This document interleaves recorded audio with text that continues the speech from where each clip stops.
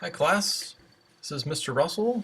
I'm here to teach you one more time about how to cite for your papers that you might write in class. Not only in my class, but in all your classes. We went over this once in class before. I just want to make sure that you understand fully so you're ready for the exam, and also so you can cite not only this year and in my class, but for the rest of your life. So you recognize the website that's on my screen right now. We've looked at it several times. I'm going to teach you how to cite an article you might find on the internet.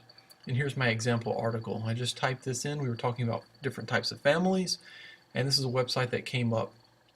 That would be good practice. For books, it's a lot easier to cite the information. We've practiced that in class, and everyone seems to understand that fully. But for websites, you get confused because websites don't always have all the information we need. Every book has an author, every book has a title, every book has a copyright date. But websites can be stronger in all the details that they have, and other times they might leave some things out. And this website's a perfect example. So when I open up a website that I want to use as a source, the first thing I want to look for is the title of the article. I have that there. Next thing I want to look for is the title of the website, what the website name is. And it's usually going to be big, it's going to be in bold letters, it's going to stick out, and it's going to be family ties for this website. I also want to see if I can find an author. Just like a lot of articles on the internet, an author's not available. So a lot of people write or copy things and they don't provide an author's name. So we can't use an author's name. That's fine. We also want to see if there's a date when it's written. This probably wouldn't be a very good source to use for your history course or any kind of research paper because we don't know when it was written. We don't know who wrote it, so we're not really sure if it's a good source or not. But at times you might use one that you don't know who wrote it. You don't know when the date is, but you still want to cite it. And so let's try to do this one now. So if I have those three pieces of information, I can begin my citation. Also, don't forget we always have the URL, obviously at the top part of the bar, that we'll need that as well. I've already begun it. This is the citation for the article. Let's see if you can see.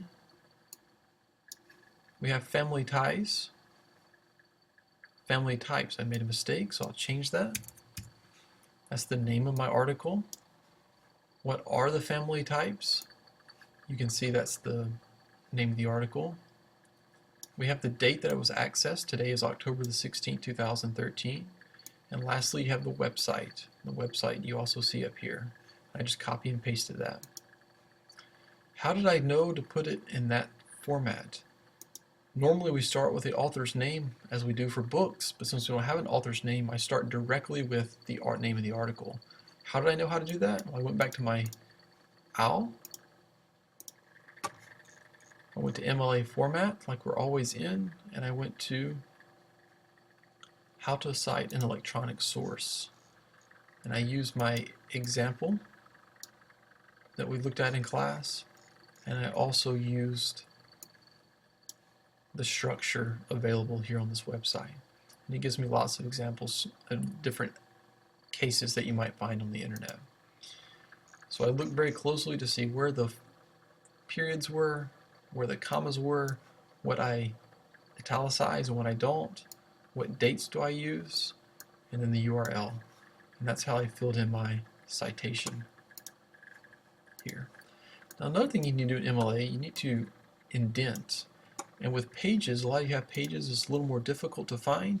What you want to do is open up your inspector. I clicked on this inspector button, and you have this little box pops up. You have different tabs you can click on. You want to go to the T tab, text. It's the most useful one. And it might come and look like this when you first click on it. You want to go to tabs, T, tabs, and you want to do an indent, a paragraph indent. You want to indent from the left side, so I'm going to go to the left. I'm going to hit 1, and that gives me a little indentation. That's nice because when you have lots of sources for lots of different articles, it's nice to have that indent because it just helps your sources stick out. It's easier to find where your source begins and where it ends. And it's just a stylistic choice, a format choice. Lastly, that's my works cited page. Now what's my in-text citation going to be? Let's go back to the website. Okay, the website here says there are many places to gather information on family and the different forms that exist in. One source is the Canadian Census. Well, I want to include that in my article, so I'm going to go back to Pages, and I'm going to reword that in my own word. I'm going to say the Canadian Census is one valuable resource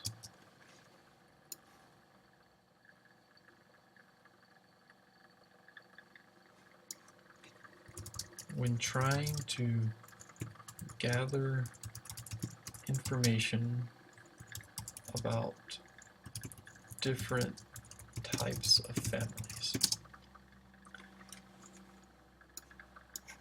We want to change this back to normal, so I'm going to change that to 0 again. And obviously we're not italicizing. If that's in my essay and I need to do an in-text citation,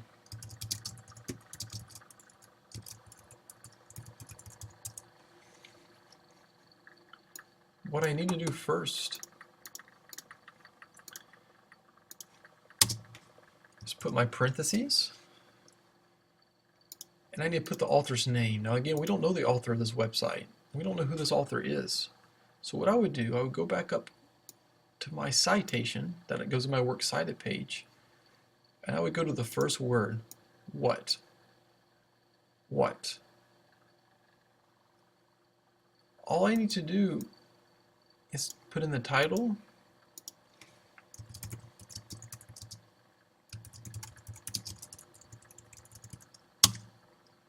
and there is no page number since it's from the internet. We have no page number, so I will just copy paste the name of the article in that citation. Now if I'm going to write something else,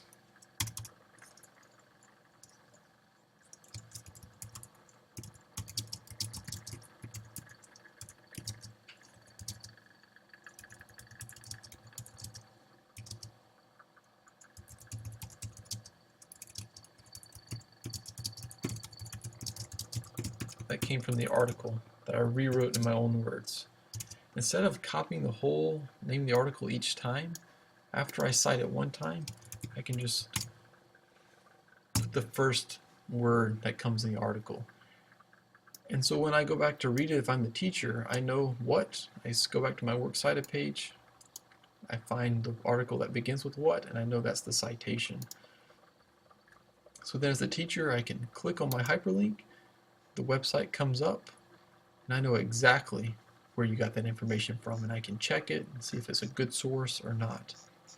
So I hope that's helpful. I hope that reminds you the difference between a works cited citation and an in-text citation, and how to do both of those. All right, you have a great night. I will see you in the morning.